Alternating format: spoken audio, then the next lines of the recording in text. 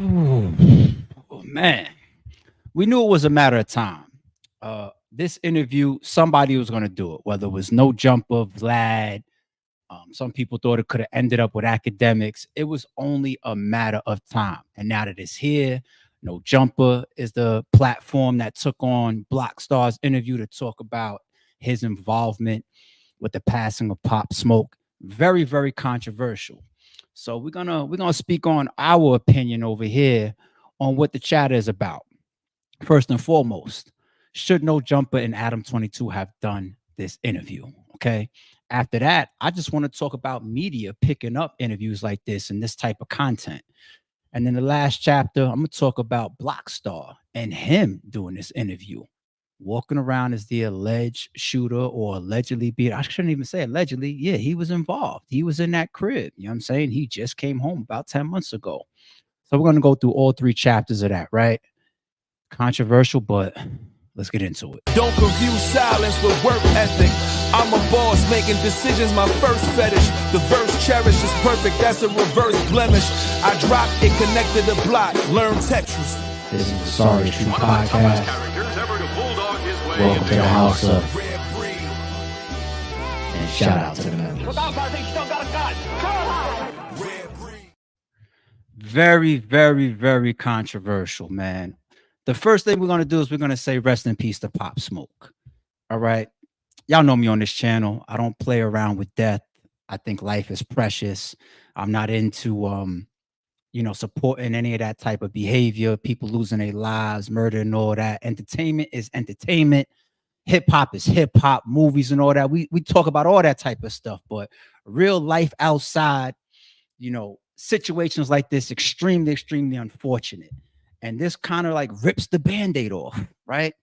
A lot of people sad still to today for losing Pop Smoke, one of the lead faces of NY drill, one of the lead faces of NY New York hip hop in more recent years, right?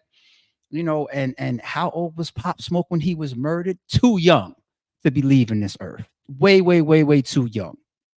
And I'm going to skip ahead by saying this real quick. Something that I took from the interview when I watched Blockstar.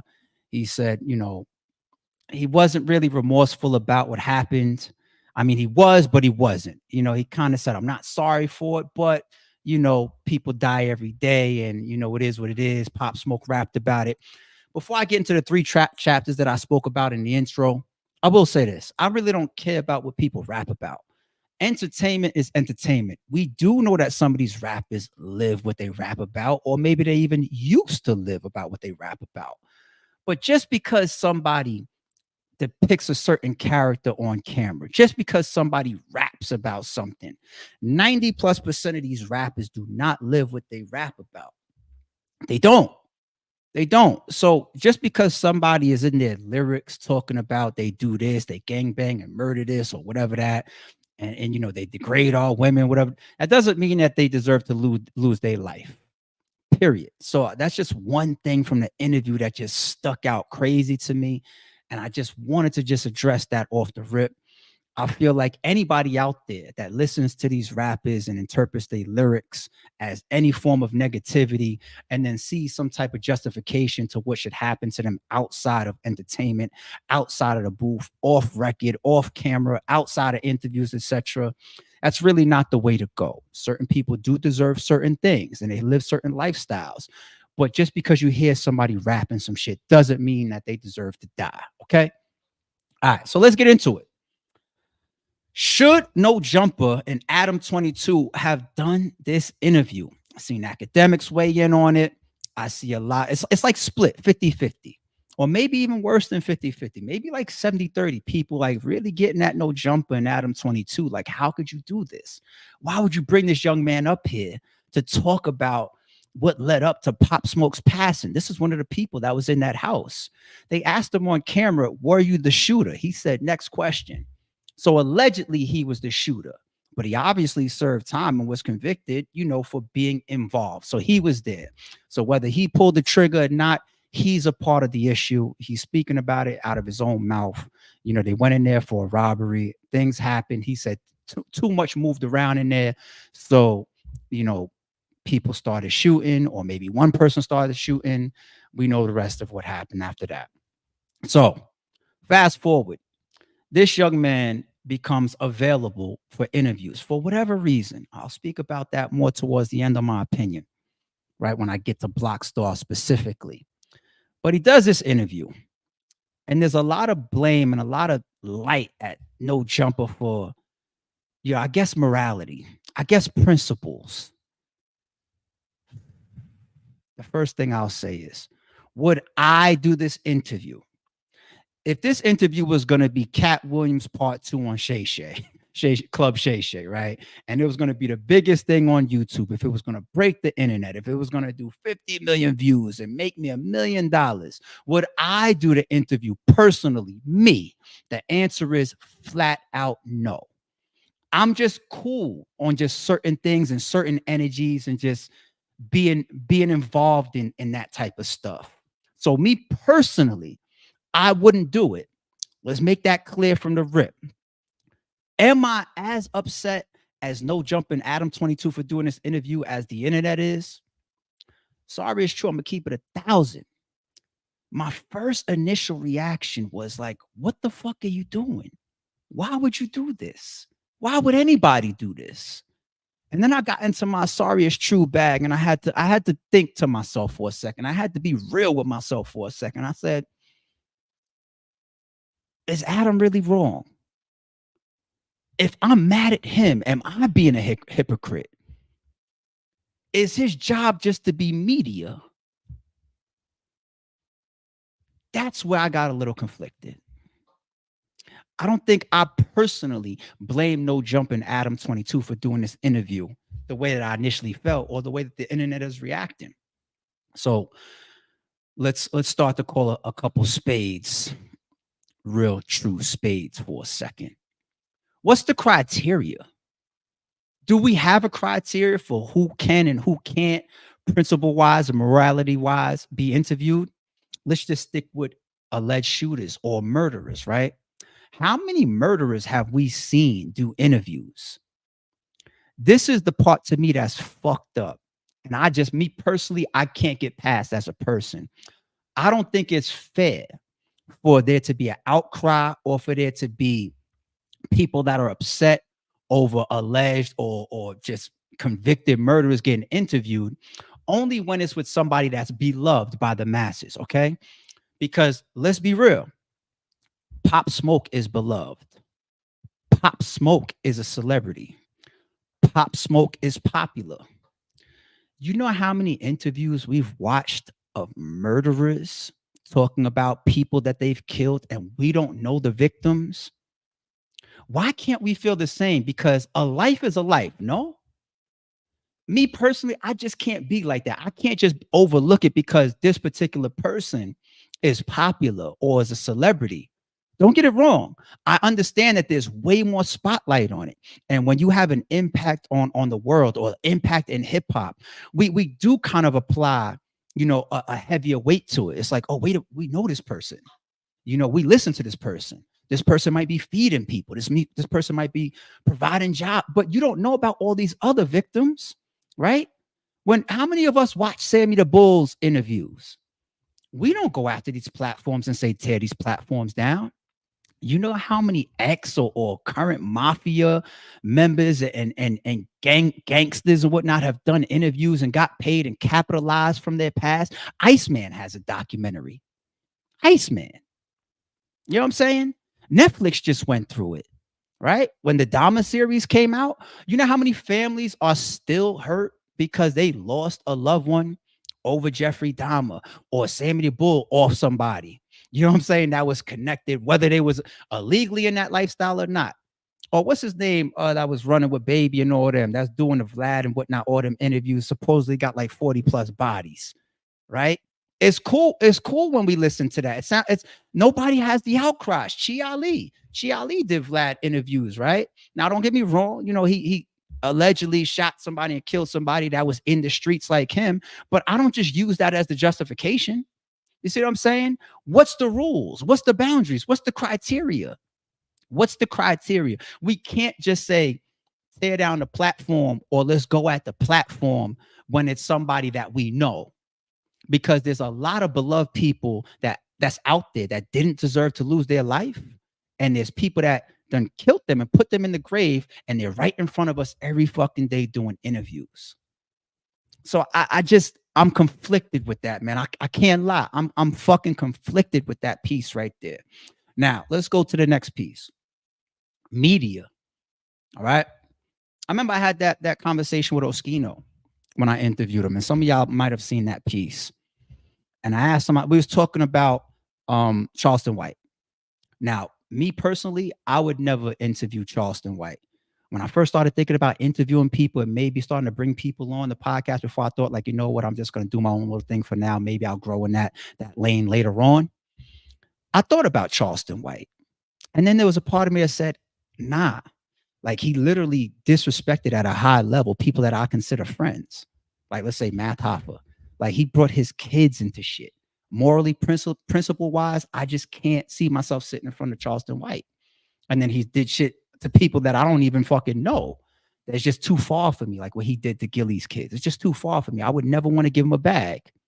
But when I still look at it from a media standpoint, media is neutral, right? It's either you do interviews as a platform to be here and to give all these people what they really, really want, whether they admit it or not, because these Blockstar interviews tend to be the highest views. So who's clicking it? Who's clicking all of this shit from the privacy of their phone or the privacy of their home, right? Think about it like that. Now, if I see somebody that they constantly promote themselves as somebody that takes a certain stance morally and principle wise, and then I see them interview something that's some fuck shit, it'll feel weird. It's no different than like when we see Gilly go at Whack 100, right? It's like, yo, we have a certain type of respect for you. Like, why are you doing business with 6ix9ine? Or we look at Kodak Black and say, Kodak Black, you a street nigga, right? Why you do a song with 6ix9ine and say because it was the money? That means you could be your principles and your street codes could be purchased. Nicki Minaj did a joint with 6ix9ine. People looked at her weird for a second. Then people think about it for a second, like, no, she's not a real street person. Maybe we're looking at her and giving her a level of fucking endearment that we shouldn't, holding her to codes that we shouldn't. You see what I'm saying? So the codes of this shit is really going to change platform to platform, right? But No Jumper and Adam 22. Like, who's Adam 22? What type of reputation does he have? Does Adam 22 have some fucking reputation where we got to hold him up to some fucking super? No, it's just a No Jumper platform to me. He brings a lot of real people through there, people that we expect certain codes to be upheld by. But Adam 22 is the owner of this shit. I'm sorry, y'all, but I just don't look at Adam 22 as somebody that I expect to just uphold all these codes. The man leased out his wife. Let's be real. Sorry, it's true. What codes am I expecting Adam 22 to hold up?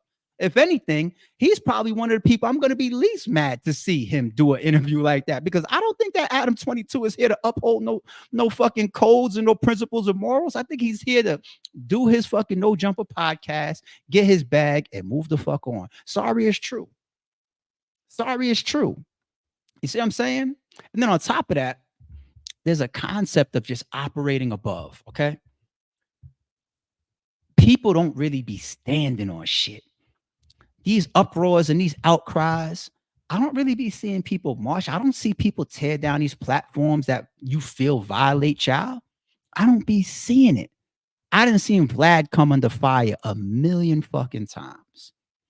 Day goes by, 48 hours goes by, a week goes by. Everybody's still there clicking by the hundreds of thousands. Still one of the biggest platforms in the world or in the space. No Jumper is no different. Adam 22 and No Jumper knows that. They know that. Somebody else is going to do the interview anyway.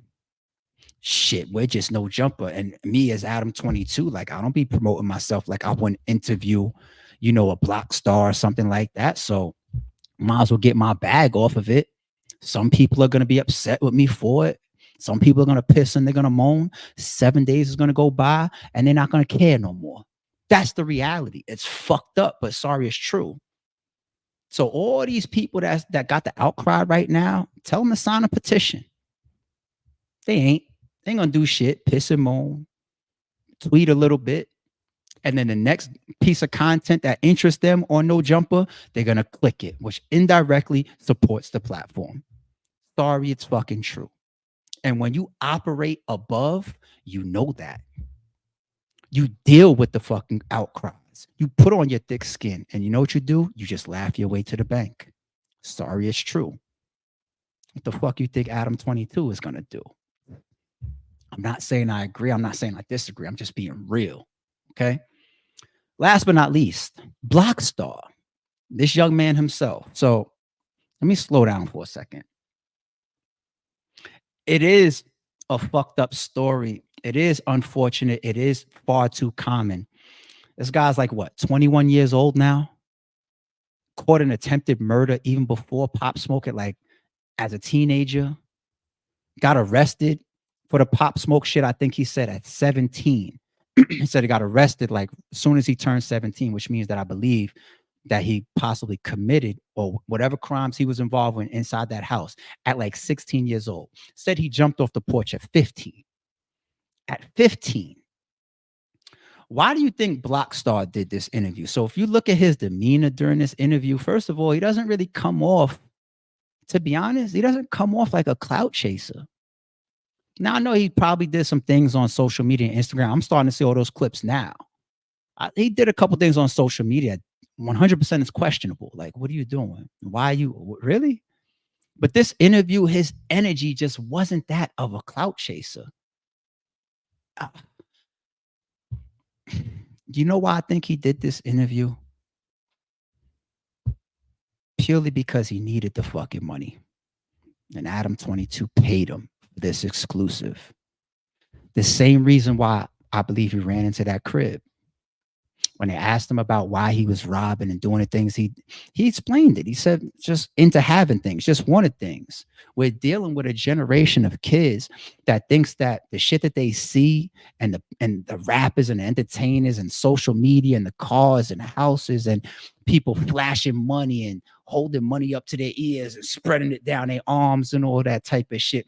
They think that money is like, you got to have it in your teens, and like as if you could never get it later and you can't work to it. You know what I'm saying? Like you committing robbery to try to get to that bag and get to that type of lifestyle in your teens. You know what I'm saying? Like his mentality was like, you got to have it. When I was a teenager, I was broke as shit. And that was okay. Because everybody was fucking broke. All of us in school was fucking broke. Some of us had a couple little things, maybe a little side hustle, get a little allowance from your parents, maybe or some shit. You know what I'm saying? Like, but we was all fucking broke.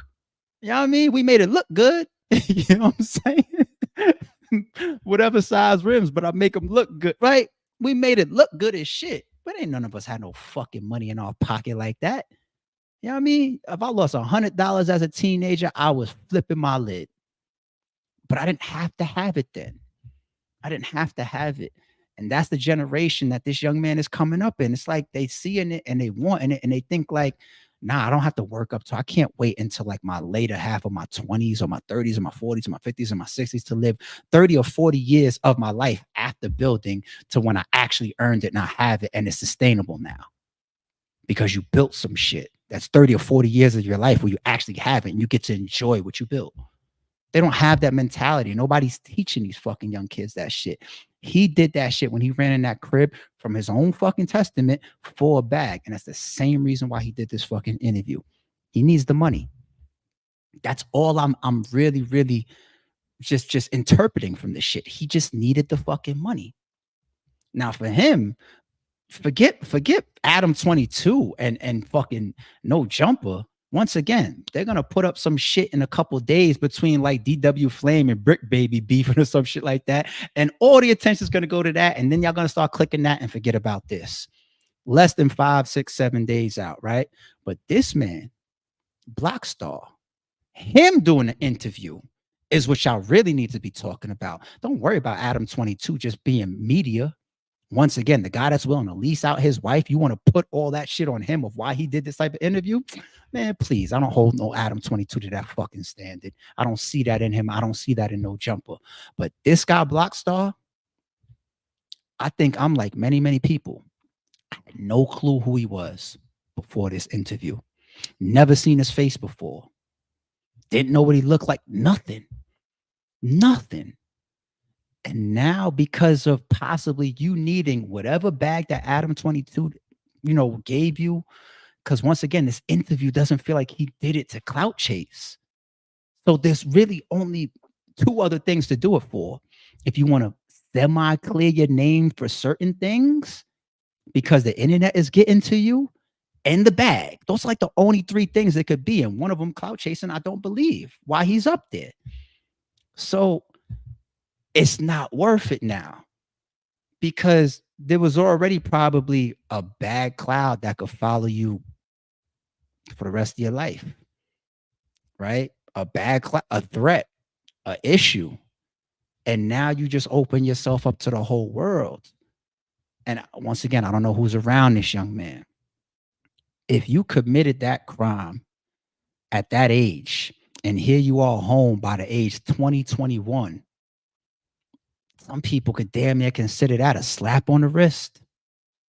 You literally still have your whole life ahead of you, damn near.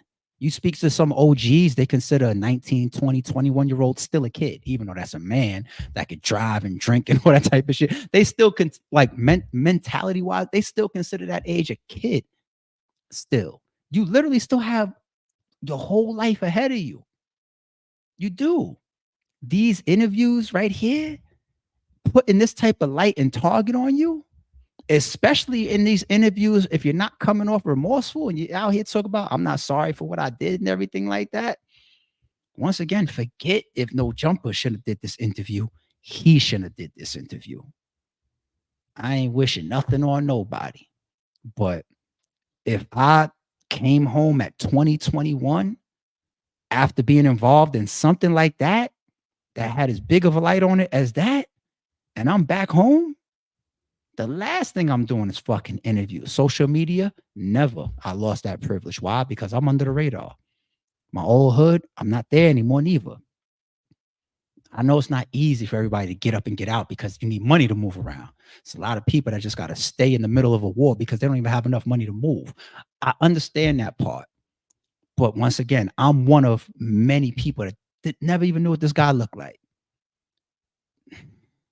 So now the question becomes, now that you did this interview, now that you put this spotlight on yourself, whether you was the trigger man or not, because you're the only face. So people's going to put it all on you regardless. You're the one out walking around and has the face to it now. The question becomes, do you just say fuck it at this point and just ride that wave? Because if you did this for money, you might as well just try to pick up every bag you can. Just live on that edge then. That's the question. Do you just say fuck it, ride it all out at this point? Or do you say, damn, no, big mistake. Let me now really try to get my ass in the shadows. Y'all drop a comment below. Let me know which one you would do if you was in his shoes today, because it's too late. He done did this interview. It just is what it is. I don't wish nothing on nobody. I just don't think he should have did this video though.